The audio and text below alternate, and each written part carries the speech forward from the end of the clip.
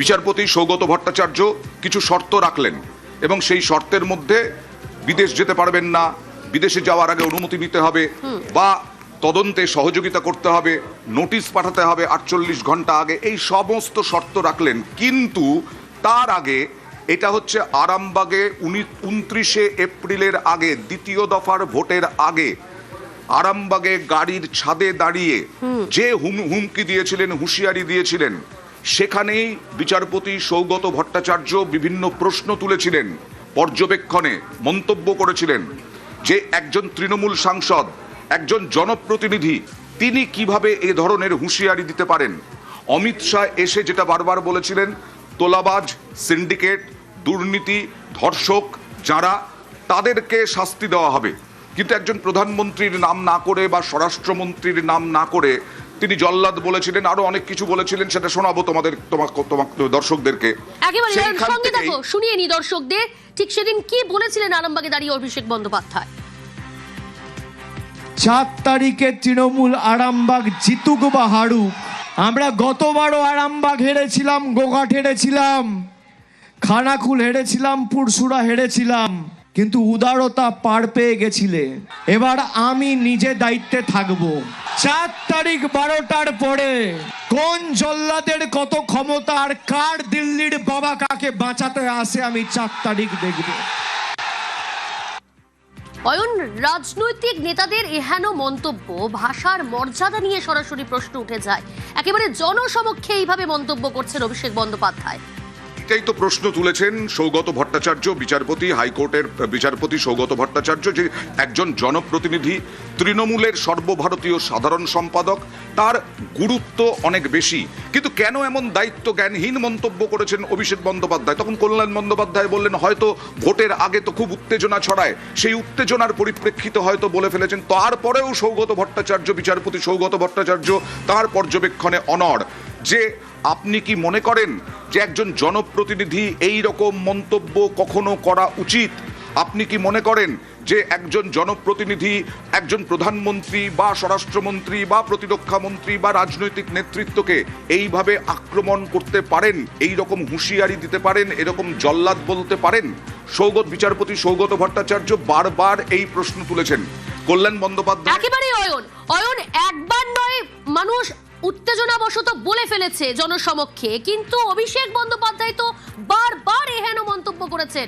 ফলতায় তিনি মন্তব্য করেছেন নির্বাচনী প্রচারে গিয়ে। শোনাই দর্শকদের, সঙ্গে থাকো অয়ন।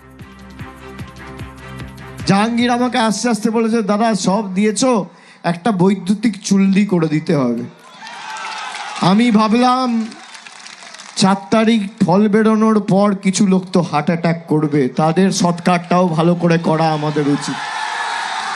অমিত শাহ এসে বলছে, তৃণমূল के सब घुस जाओ अंदर, नहीं तो उल्टा करके सीधा कर दिया जाएगा। কে বলছে? গুজরাটের গুন্ডা। আমি খালি বলেছি, যদি সৎ সাহস থাকে 4 তারিখ অমিত শাহ বাংলায় থাকবেন, বেলা 12টার পর দেখা হবে। অয়ন, যে মন্তব্য বিচারপতি করলেন যে 4 মে যদি ফলাফল অন্যরকম হতো, তাহলে তো আরো অনেক কিছুই হতে পারতো। সেইখান থেকেই তো প্রশ্ন তুলছেন যে আইন শৃঙ্খলার বিষয়, এটা হচ্ছে আইন শৃঙ্খলার বিষয়। এই যে মামলাটা হয়েছে, সেটা এই আরামবাগের মন্তব্যের পরিপ্রেক্ষিতে, বিতর্কের পরিপ্রেক্ষিতে। কিন্তু ফলতাতেও যা বলেছেন সেটা খুব প্রচ্ছন্নভাবে হুমকি, প্রচ্ছন্ন হুঁশিয়ারি।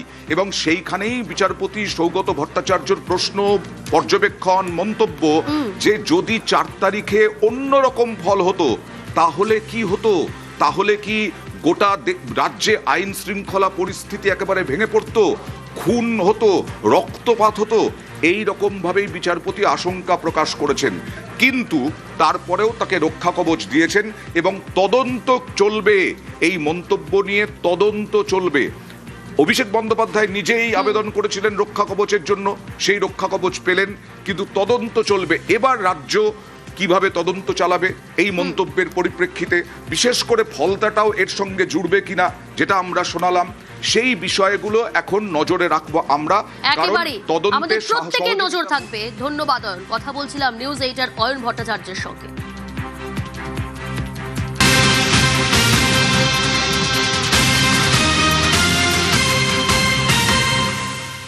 আরো এক ব্রেকিং নিউজ, আরো 1 মাস রাজ্যে কেন্দ্রীয় বাহিনী। রাজ্যের আবেদনে আরো 1 মাস রাজ্যে থাকবে কেন্দ্রীয় বাহিনী। কতদিন পর্যন্ত আরো ডিটেল জানার চেষ্টা করব, তবে তার আগে আরো একবার জানিয়ে দিই, আরো 1 মাস রাজ্যে থাকবে কেন্দ্রীয় বাহিনী। রাজ্যের আবেদনে আরো 1 মাস রাজ্যে কেন্দ্রীয় বাহিনী মোতায়েন। সোমরাজ রয়েছে, আরো ডিটেল জানার চেষ্টা করব।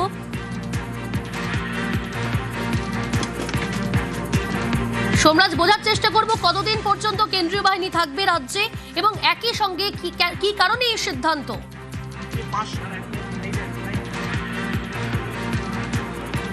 দেখো, রাজ্যের অনুরোধ মেনেই এই সিদ্ধান্ত নেওয়া হয়েছে। আরো 1 মাস 500 কোম্পানি কেন্দ্রীয় বাহিনী থাকবে। রাজ্যের তরফে অনুরোধ দেওয়া হয়েছিল কেন্দ্রীয় স্বরাষ্ট্র মন্ত্রককে, ভোট পরবর্তী অশান্তির কথা মাথায় রেখেই এই অনুরোধ জানানো হয়েছিল। সেই অনুরোধেই সাড়া দিয়েছে কেন্দ্রীয় স্বরাষ্ট্র মন্ত্রক এবং কেন্দ্রীয় স্বরাষ্ট্র মন্ত্রকের তরফে যে চিঠি দেওয়া হয়েছে সেখানে বলা হয়েছে আরো 1 মাস অর্থাৎ আগামী 20 জুন পর্যন্ত 500 কোম্পানি কেন্দ্রীয় বাহিনী থাকবে। মূলত ভোট পরবর্তী অশান্তিতে এই কেন্দ্রীয় বাহিনীকে ব্যবহার করবে রাজ্য পুলিশ, তেমনটাই কেন্দ্রীয় স্বরাষ্ট্র মন্ত্রকের তরফে রাজ্য পুলিশের ডিজি ও রাজ্যের মুখ্য সচিবকে চিঠি দিয়ে জানানো হয়েছে। জানতে চাইবো কত কোম্পানি মোতায়েন থাকছে কেন্দ্রীয় বাহিনী।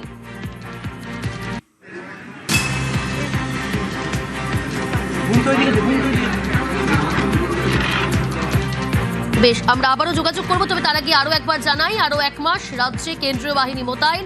রাজ্যের আবেদনে আরো 1 মাস রাজ্যে থাকবে কেন্দ্রীয় বাহিনী। 20 জুন পর্যন্ত রাজ্যে কেন্দ্রীয় বাহিনী মোতায়েন। ভোট পরবর্তী আইন শৃঙ্খলা নিরাপত্তার স্বার্থেই এই সিদ্ধান্ত। সোমরাজ রয়েছে আমার সঙ্গে। সোমরাজ, কত কোম্পানি কেন্দ্রীয় বাহিনী মোতায়েন থাকছে?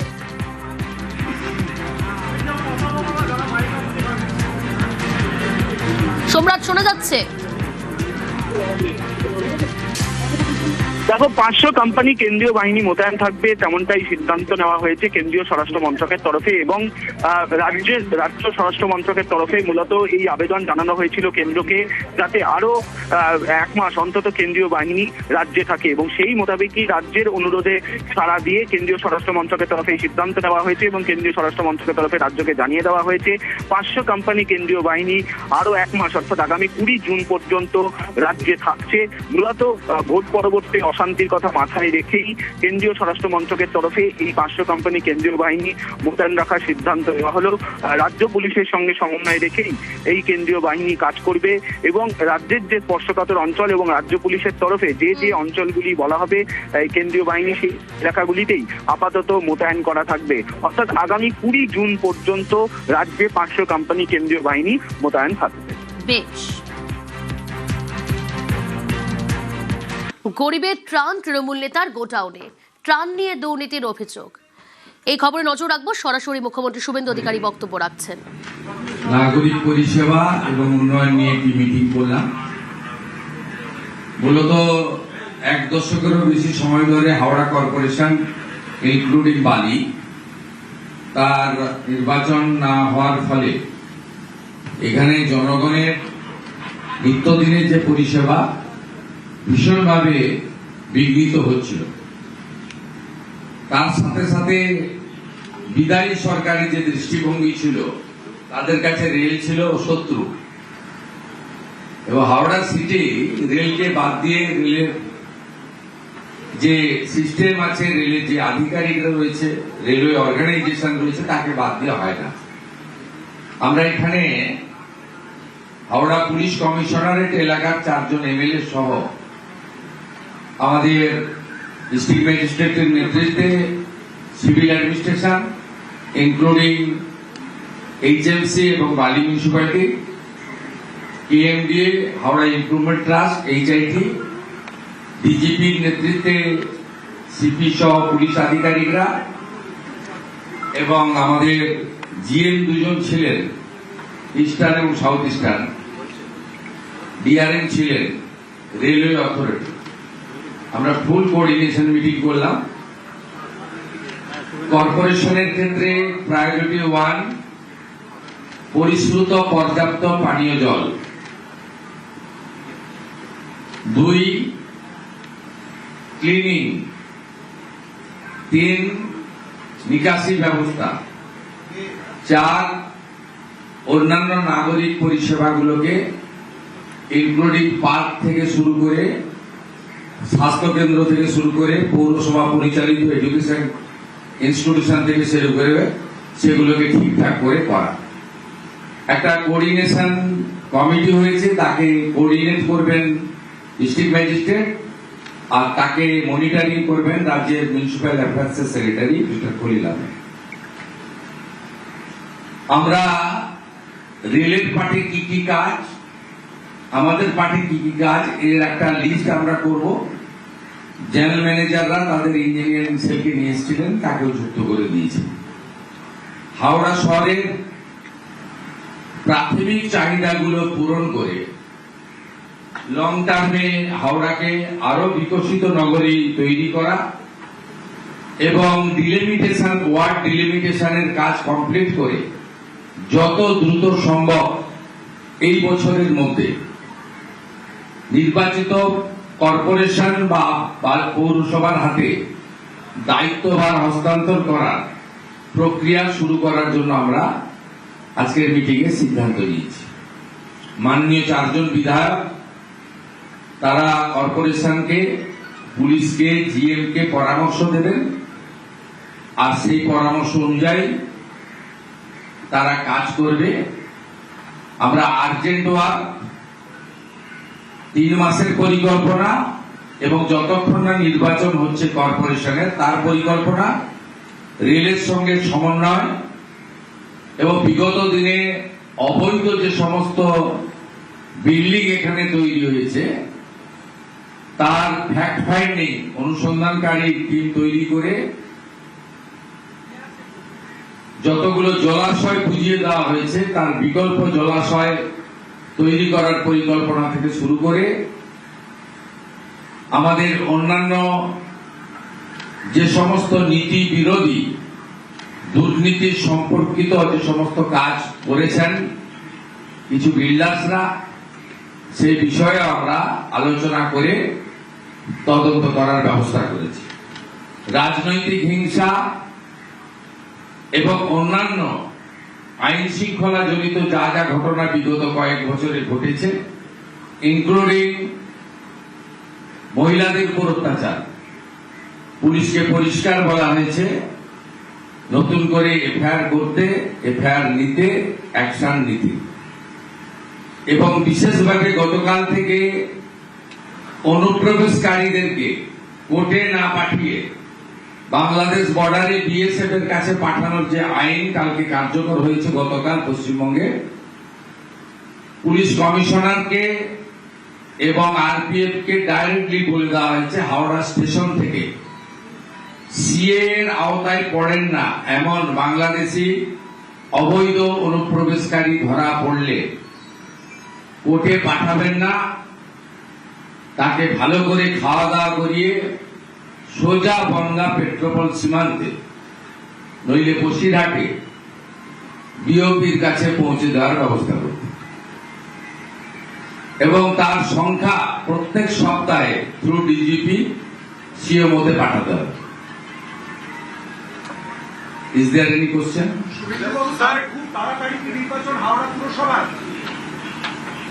আমরা ডিলিমিটেশন অন্যান্য প্রক্রিয়া শুরু করতে বলেছি। মিউনিসিপ্যাল অ্যাফেয়ার্স মিনিস্টার দুর্গাপুরে আছেন একটা মিটিং, সেখানে আমি যাব, সবার সঙ্গে আলোচনা করে আমরা প্রাথমিকভাবে যেটা বলতে পারি, আমরা রাজনৈতিক দল গণতন্ত্রে বিশ্বাস করি। আমরা মনে করি পৌরসভা কর্পোরেশনে জনগণের অংশগ্রহণের মাধ্যমে নির্বাচন ছাড়া প্রকৃত পরিষেবার স্বাদ মানুষ পেতে পারেন না।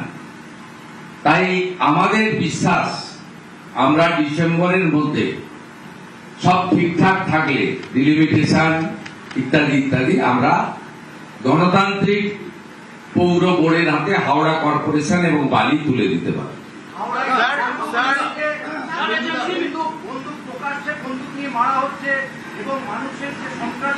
আগে হয়েছে, এখন আর হবে এখানে আর হবে না।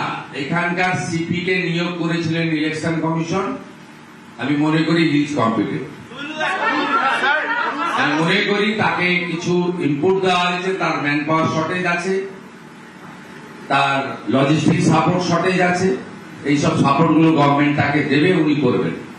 सर सारे मद्रासा में अंदर वंदे मातरम मेंटेन किया गया, लेकिन जो खारिजी मद्रासा है जिसकी वजह से मूलभूत परिचय यहाँ पे काफी प्रभावित हुई है, सालों से ये चल रहा है। यहाँ जो पब्लिक इम्यूनिटीज है कुछ नहीं था।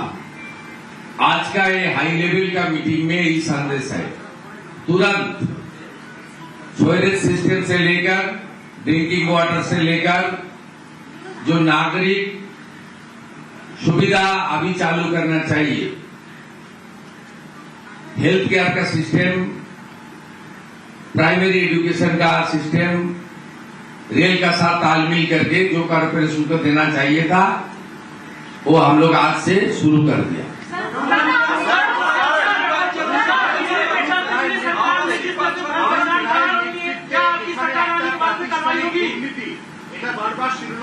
তদন্তে উঠে আসবে রিটায়ার্ড জাস্টিস মাননীয় বিশ্বজিৎ বসু এবং এডিজি র্যাঙ্কের আইপিএস জয়রমন সাহেবের নেতৃত্বে কমিশন হয়েছে। কমিশন জুন মাসের 1 তারিখ থেকে ফাংশনিং করবে, নাগরিক শুনানি করবে, কমপ্লেন নেবে। আপনার যদি কিছু তথ্য জানা থাকে, আপনি সাংবাদিকের বাইরেও একজন নাগরিক, আপনি তথ্য পাঠাবেন। তথ্য প্রমাণের সাথে সাথে দ্রুততার সঙ্গে প্রমাণিত তথ্যের ভিত্তিতে এফআইআর হবে, গ্রেফতারও হবে, পানিশমেন্টও হবে। আর আর্থিক দুর্নীতির ক্ষেত্রে সরকারি টাকাকে উসুল করা হবে, মানে আদায় করা হবে। सर हावड़ा खराब है। আরেকটা কথা বলে শেষ করব, সেটা হলো এখানে 1700 জন লোক কাজ করেন পৌরসভা কর্পোরেশনে, ক্যাজুয়াল কন্ট্রাকচুয়াল।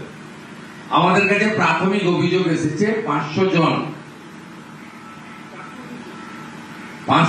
আউট অফ 1700, বিভিন্ন ক্যাটাগরি মিলে বলছি 1700, যা আমাকে এইচএমস এর কমিশনার বলেছেন। আমার হাতে তো রেডিমেড নেই, মিটিং এ যা শুনেছি সেটাই বলছি। তাতে 500 জন অ্যাপ্রক্স তারা বেতন তোলেন, পরিষেবা দেন না। 8 ঘন্টা তো অনেক দূরের কথা, 8 মিনিটও দেন না, কারণ তারা রাজনৈতিক প্রভাবশালীদের আশীর্বাদ পুষ্ট। আমরা তাদের ক্ষেত্রেও বলেছি, কোন দল করেন বড় কথা নয়, টাকাটা কর্পোরেশন থেকে পান, আপনাদের কাজটা করতে হবে, পরিষেবা দিতে হবে। মানসিকতা বদলান, চিন্তা ভাবনা বদলান, নইলে এই সরকার সব ক্ষেত্রে জিরো টলারেন্স নীতিতে চলবে। सर सारे मद्रासा के अंदर वंदे मातरम मेंटेन हो गया, जो खारिजी मद्रासा है 8 জন কোশ্চেন করছেন। Thank you.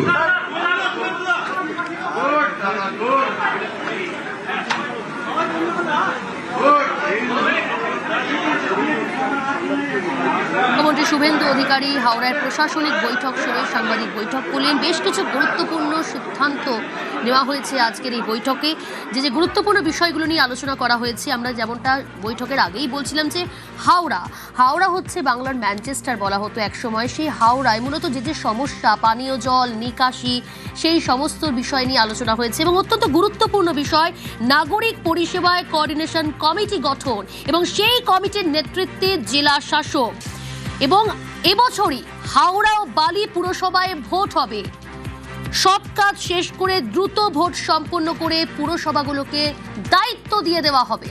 সোমরাজ রয়েছে, আরো ডিটেল জানবো। সোমরাজ, আজ এই বৈঠকে গুরুত্বপূর্ণ বৈঠক এবং সেই বৈঠকে গুরুত্বপূর্ণ বিষয় নিয়ে আলোচনা, গুরুত্বপূর্ণ সিদ্ধান্ত নেওয়া হলো নাগরিক পরিষেবায় কোঅর্ডিনেশন কমিটি এবং এবছরে হাওড়া বালি পুরসভায় ভোট, সে কথাও জানিয়ে দিলেন মুখ্যমন্ত্রী শুভেন্দু অধিকারী।